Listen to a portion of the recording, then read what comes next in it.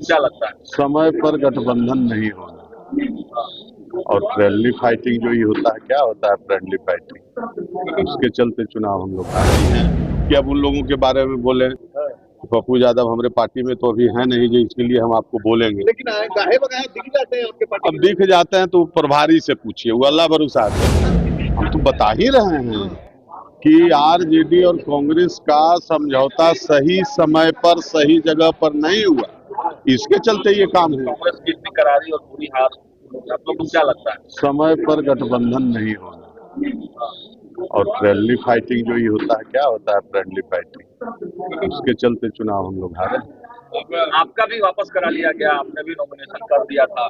तो अल्लाह बरू जी और देवेंद्र यादव से पूछिए कि लोग काहे टिकट भी दिए अब वापस भी करवाए, तो इन्हीं लोग से न पूछिएगा। वासुदेवगंज की बात अगर की जाए तो सतीश कुमार काफी मजबूत दावेदार थे और जिस प्रकार से आपने फेसबुक लाइव पर आकर अपनी पीड़ा को जाहिर किया, आगे क्या?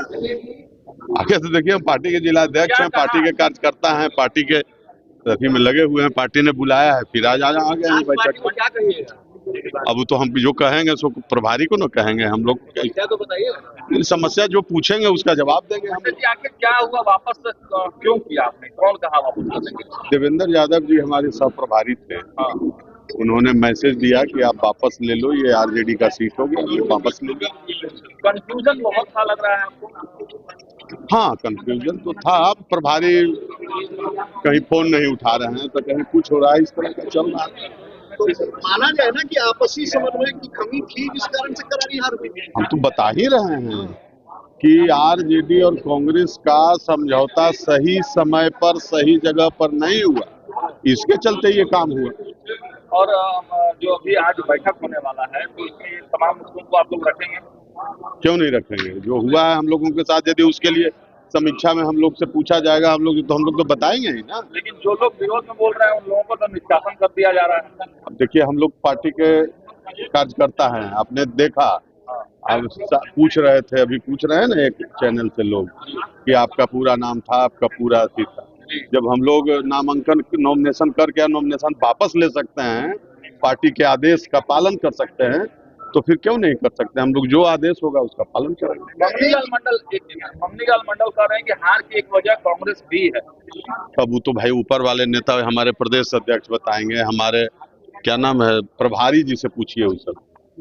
अच्छा मंडल जी, एक सवाल और उठ रहा है कि कांग्रेसी कार्यकर्ताओं ने लगातार पप्पू यादव प्रदेश अध्यक्ष और प्रभारी पर आरोप लगाया कि इन लोगों ने टिकट बेचने का काम किया। ये सब देखिए, हम लोग इतना बड़ा नेता नहीं है कि अब उन लोगों के बारे में बोले, पप्पू यादव हमारे पार्टी में तो अभी है नहीं जो इसके लिए हम आपको बोलेंगे। लेकिन गाहे बगाहे दिख जाते हैं आपके पार्टी। अब दिख जाते हैं तो प्रभारी से पूछिए, वो अल्लाह भरू साहब से पूछिए। पप्पू यादव भी एक वजह है इस हार की, आप मानते हैं? टिकटों का बंटवारा में थोड़ा सा ऊपर नीचे हुआ है, उनका भी हस्तक्षेप रहा है। हम केवल यही जानते हैं कि राहुल गांधी ने जिनको यहाँ भेजा, उनसे आप ये सारा सवाल पूछिए।